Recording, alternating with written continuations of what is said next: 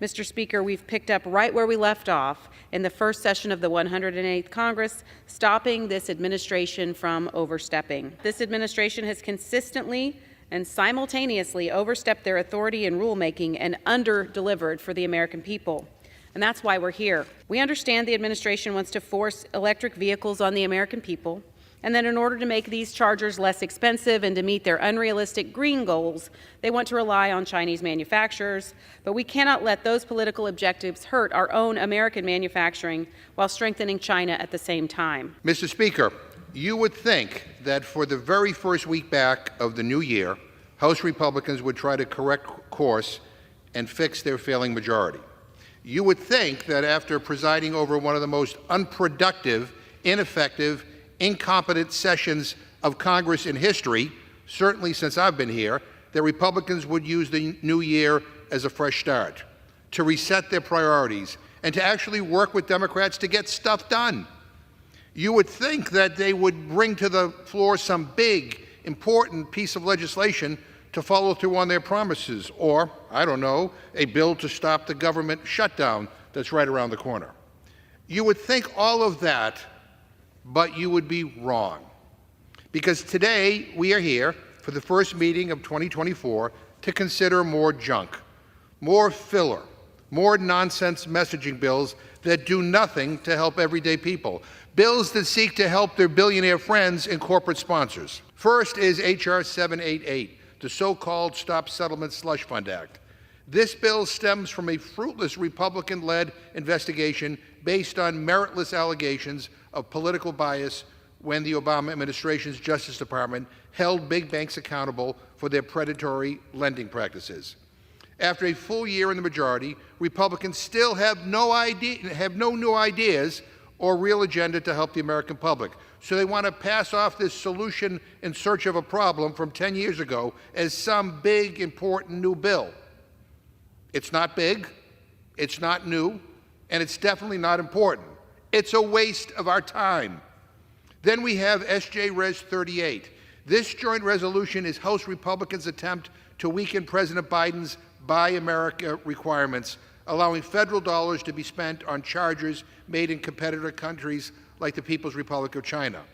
While Democrats and President Biden work to bring jobs back from China, Republicans are eager to do the bidding of billionaire corporations and ship jobs overseas to China. Now let that sink in. Finally is H.J. Res. 98, a resolution that blatantly attacks workers.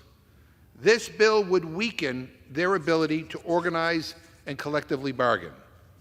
These three bills have one thing in common, Mr. Speaker. They will not become law. They are going nowhere, and they are a waste of our time. The way this place is being run is just so absurd. It is pathetic. We are facing a partial government shutdown by the end of next week. The extreme MAGA Freedom Caucus is once again eager to shut it down. Now, maybe they think a shutdown will help crash the economy, like Donald Trump has said he wants. The leader of the Republican Party spent the week praying for the economy to collapse because he thinks it will help him win the election in November. Imagine that. And that really illustrates the difference between Democrats and Republicans. We want America to succeed no matter who is in charge because we love this country and we put people over politics. But Republicans led by Trump are cheering for America to fail and for everyone to suffer because they think it will help them politically. What a sick, twisted, messed up ideology. They are literally cheering for America to fail. And I guess they think that maybe if they shut down the government, that will help. I heard that the current speaker was on the telephone with Donald Trump, basically begging him to support the deal to fund the government. Because, let's be honest, that's who runs this place, Donald Trump and the MAGA extremists who worship him. That's the guy, by the way, whose lawyers argued in court yesterday that he can legally assassinate any of us and he can't be held accountable because the president is above the law. I mean, what the hell is wrong with these people? Not a peep, not a whisper from any of my Republican colleagues, not a single one of them who is willing to stand up and display some courage and say that the former president should not be above the rule of law. So we may be back, Mr. Speaker, and it may be a new year, but it's clear that it's the same old Republican majority trying to distract from their own disarray and division and doing the bidding of Donald Trump instead of working for the American people. And with that, Mr. Speaker, I reserve my time. Mr. Speaker, if I had one word to describe what I hear from my colleagues on the other side of the aisle, including the administration, it would be gaslighting. My colleagues claim that we don't want to help everyday Americans. My colleagues claim that we're offshoring American jobs when the very bills we're considering here today are doing precisely that, are trying to fight against doing precisely that.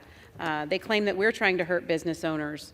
We're trying to help business owners by giving them more flexibility to engage in employee relationships as they see fit. We're trying to bring American jobs back by supporting our American manufacturers over Chinese manufacturers. We're trying to compensate victims over woke ideological groups. It's more gaslighting from our colleagues on the left. I hope that my colleagues on both sides of the aisle will recognize that and will join us in support of this legislation, and I reserve. Mr. Speaker, I would just respond to the gentlelady that one of the differences between Democrats and Republicans is the Democrats have historically and continue to be on the side of workers and on behalf of small businesses and trying to bring as many jobs back from places like China as possible. And we would be doing that no matter who is in charge in the White House because we put people above politics. And I contrast that with my friends on the other side of the aisle who seem to be cheering for America to fail, who work overtime to try to demean our workers. And, you know, I will ask unanimous consent to insert in the record an article that appeared in the New York Times entitled, "Trump Says He Hopes Any Economic Crash Happens in 2024 So He Isn't Blamed." Without objection. I mean, let that sink in, everybody. The leader of the Republican Party, the person who they're all falling over each other to try to support, is cheering for our economy to crash because it might help him politically. It's not about the American people. It's not about workers. It's not about businesses. It's about him. I mean, what happened to the Republican Party? The obsession with Trump and all of this is really, it's not only disappointing, it is scary. And again, I'll go back to the way I began this debate. The legislation we are considering today is 3-0 burgers. None of these bills are going to become law. They're just filler. They're an excuse for us to be able to meet when what we should be doing is making sure that the government remains open, that it doesn't shut down at the end of next week. Quite frankly, that business should have been done last year. But Republicans continue to fight amongst themselves and can't seem to be able to get anything done. Again, this is the most unproductive, useless Congress, I think, in history. And so again, I would just simply say that, we all need to figure out a way to pass legislation that will not adversely impact our economy and to find areas of common ground where we can actually get stuff done. But this is not what we're doing today, and I reserve my time.